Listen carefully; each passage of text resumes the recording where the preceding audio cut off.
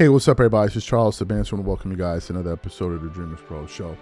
We cover everything from sports, hot topics, classic debates, entertainment, and we give you guys a fresh perspective on things and how we see them. Today, we got to talk about the biggest hater, the new biggest hater in sports, and that's Rich Paul. Well, before we get into it, please make sure you like the video and subscribe to the channel, man. Yo, I don't know what's up with dude, bro. You know what I mean? Like, I don't know what's up with this cat. Rich Paul stood up one day and said to himself, yo, I know I got an agency. I know I got all of these things going on over here, but let me go start a podcast and just be out here saying wild stuff about Michael Jordan. Like, let me just do that. It almost seems like Rich Paul is using Michael Jordan's name to come up with his podcast, because the only thing that goes viral with what they say on that show is stuff pertaining to what he has to say about Michael Jordan. That's it. Nobody talks about football. It's that thing. Whether it's talking about this, about Jordan, it's only that. It's either Jordan or LeBron with Jordan. All right? Those are the things that gain the most headline. Well, I guess that's the recipe. You know, talking about Michael Jordan and that's it. But son, yo, this dude right here, bro. Like, we got a serious problem with this dude. Like, I don't know. Like, and I gotta say, I don't know Rich Paul. He might be a cool dude, but I gotta tell y'all, like, the New York is coming out of me. And if I knew a dude like this, he got like these kind of like weasel vibes. Maybe it's just me. Am I the only one that noticed his son got like this kind of weasel slime ball kind of like? I knew people like that going to school in New York, like this grease ball, slime ball like vibes about him, bro. Like this kind of weaseliness about him. So what happened? Rich Paul has been catching all kind of flack for the nonsense that he's been saying.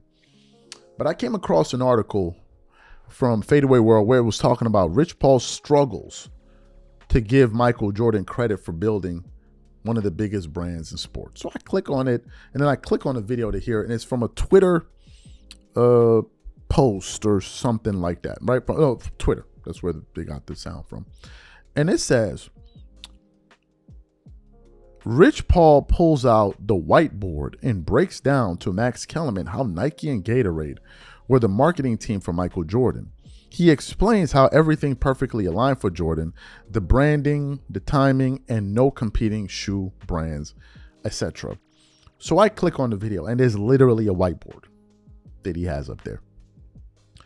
And then it gets to the part where he starts talking about essentially how the crack epidemic is one of the major drivers that led to the Jordan brand becoming what it is today.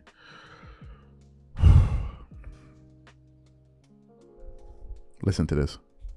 What you're saying. Okay, fine. So for the visual learners, we have Brand Jordan or Michael Jordan at this time.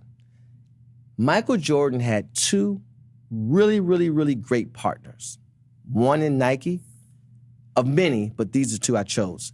And the other one in Gatorade. Okay. Now, from a marketing perspective, they told two of the greatest stories. Nike, Air. Mm-hmm. I believe I can fly. If you put these shoes on, they had people jumping off garages. Rich, I had a pair of Jordans, like the Jordan 3s. You never saw someone with less hops than especially me at 13 or whatever, getting this high off the ground with my tongue out of my mouth. Did you feel like you can fly? Yes. Great. Yes, I did. From a Gatorade perspective, it was the fuel to win. And it was Gatorade that created the lullaby, like Mike, if I could be like Mike. Exactly, right? Had the whole world trying to be like Mike. So what's the importance in those two things?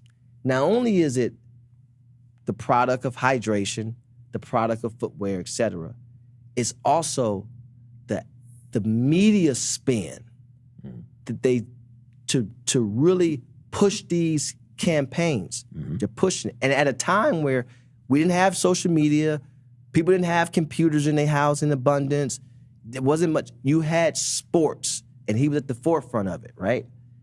Then you have the NBA. Like All Eyes on Me, All Eyes on Mike.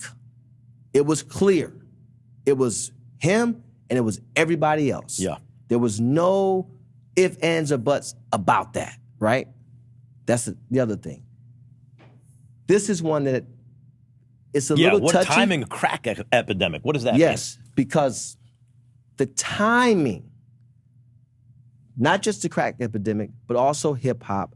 When you think about the first influencers were guys like the Fresh Prince of Bel-Air. What shoes did he wear? This is getting back to what you said, and you used me as an example because I was sitting in front of you. You said it's not that Michael Jordan did this, it's that the influencer who had the BMW or whatever, you said, like Max with the fly girl and the BMW. So you're saying what that I was saying was the hustler was the influencer in the neighborhood. In the neighborhood. Especially in the black community. In the neighborhood, the crack epidemic wound up concentrating wealth in a few people who could floss in front of the neighborhood. Because these people had basically not even careers or high-paying jobs. They just had hustles. Mm-hmm. So now when you bring forth the crack epidemic, it created a revenue stream amongst a group of consumers that, number one, would have never had that dollar to spend, and they damn sure wouldn't have had it to spend excessively. So and you're saying because crack was more accessible, cheaper, et cetera, it had a different effect than, say, I'm heroin, which because it's not like the drug trade wasn't always there. But that was a different time. In the 70s, people wore shoes and suits and pants. Not jeans and sneakers. In the late 80s and 90s, people wore sneakers. So now when I'm talking about the timing of it, not just the actual being able to the excessiveness from a dollar, right? Because you're creating this dollar, but at the same time, it's also the thing of choice, the actual thing of choice. Because the idea of like social media influencer, is like what you're saying is pre-social media influencer. There were still social influencers. They just weren't. There just wasn't any social media. And then when you talk about, you heard what he had to say.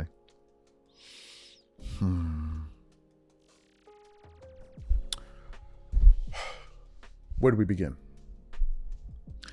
I don't know if Rich Paul thinks like he's the only one that's been on Earth for like the last 20, 30 years. Because he's talking like as if all of us have not been here. Like that's the part that he's talking like as if none of us have been here. And the way he's talking about how the Jordan brand was built from a marketing standpoint is almost like as if he's talking about it in a way like as if he's the mastermind behind it. It's not the folks at Nike and all the no, it's me. Let me explain to you. Like he comes off like as if let me show you guys what went into it, but he's not the one that created it. If he was as smart as he's saying about marketing, why didn't he do the same with LeBron James? Why aren't LeBron shoes worn rampantly all around the world? Why? That's the first thing. The crack epidemic, bro. The crack epidemic. Really. It's not the fact that Michael Jordan captured the imagination of sports fans all over the world. No, it's not that. Because of his play, his style, his flair, the way he looked, the ball head, the earrings, the way he would glide. It's the winning. No. It's none of that. It's Gatorade and Nike's marketing. Let me tell you something. Michael Jordan built Nike. I read the book Shoe Dog by Phil Knight. Shoe Dog. A fantastic read.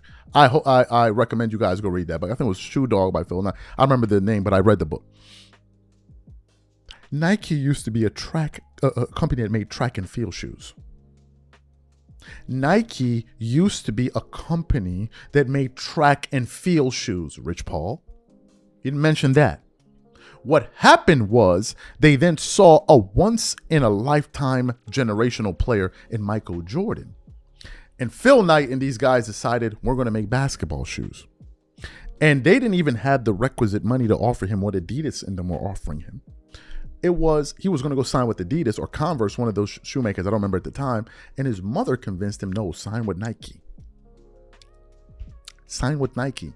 You know what Phil Knight never mentioned in that story? The crack epidemic. And nowhere in the rise of Nike was the crack epidemic brought up.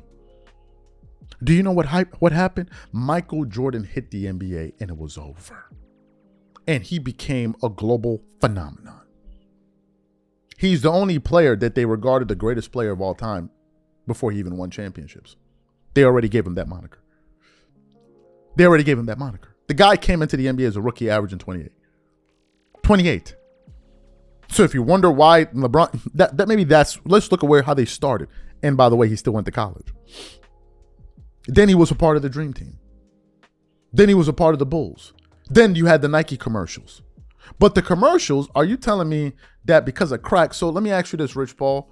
If it was because of crack, are you also saying that they could have picked another athlete, and given the fact that the crack epidemic hit, right? They could have taken another athlete and done the exact same with Michael Jordan? Is that what you're saying? It could have been anybody that did it, right? Since you mentioned timing, it could have been anybody, right? Is that what you're saying? No. You're trying to take away from the greatness and the impact of Michael Jordan, and you look like a hater, bro. God damn. Y'all some hating ass, bro. Like, yo, what are we? Y'all some hating ass. All y'all do is hate. Like, I don't understand you dudes, bro. And then you got the fan base running around, oh man, all you do talk about LeBron James. I told y'all, these dudes are obsessed with Michael Jordan. They've been obsessed with dude for 23 good years.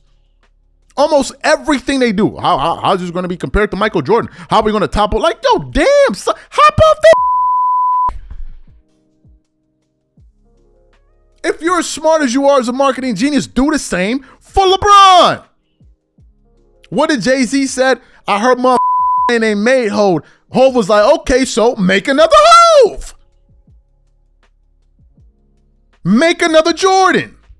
Since you got the clipboard and you got the whiteboard, you got it all, go make another Michael Jordan. You had LeBron, you ain't do it. And you had social media, and you had computers and all that, and you still couldn't do it. Jordan outsells LeBron, Curry, KD combined every single year, bro. Every single year. Are we still in the crack epidemic? The Jordan brand was what it was because of Michael Jordan. Knock it off with your pseudo marketing. Knock it off, bro. Knock it off. Knock it the off. Knock it off, man. Knock it off. You coming off like a super hater, bro. A super hater. Your thing is you can't even talk up your man's greatness and his marketing and his legacy and all of the impact. Your own thing is, let me talk about Michael Jordan. Nah, talk about LeBron's legacy and marketing. Go talk about that. Go talk about that bum-ass, dusty-ass Space Jam 2. Go talk about that. Go talk about Space Jam 2. Or them boats that he be rocking every single year. Go talk about them. Instead, you over here, blah, blah, blah, Michael Jordan, blah, blah, blah, blah, blah, blah, blah, and Michael Jordan. No wonder he ain't want to you at the All-Star, what is it? At the All-Star reunion. You saw the picture. He walked up. LeBron was cheesing like the Joker. You pulled out the camera like, oh, Michael Jordan. Click. He didn't even look at you. And now every time you're talking about Michael Jordan, it's like, oh, Michael Jordan not as great as this. Well, what you got to understand about Mike? He's talking like as if he made Jordan Brand. You're talking like you made Jordan Brand. Jordan is the architect for NBA players' brands in the NBA. He's the architect. He's the blueprint that no one has been able to replicate, including your LeBron James. And instead of just giving him love and giving him props, you over here on some other, oh, well, you know, it's the crack epidemic and the timing of it and all of this, like he's the only one that nobody else went to school. Damn, y'all are some super haters, bro. Y'all got y'all got to get that hating ass energy. Y'all are super haters and y'all doing it in a greasy ass way. And Max Kellerman just up there allowing you to do it. I don't know. Yo, you got to knock that off, bro. Like, it just shows so much insecurity. If you guys were as confident as you are in LeBron and what he's done, talk about that. Stop talking about what Michael Jordan did and trying to break down his success and anybody. No, knock it off, man. Knock it off. It comes off as hating, super hating. Like, my God, this is what you did a podcast for, bro? We don't need to hear this hating ass. Oh my God, my Lord.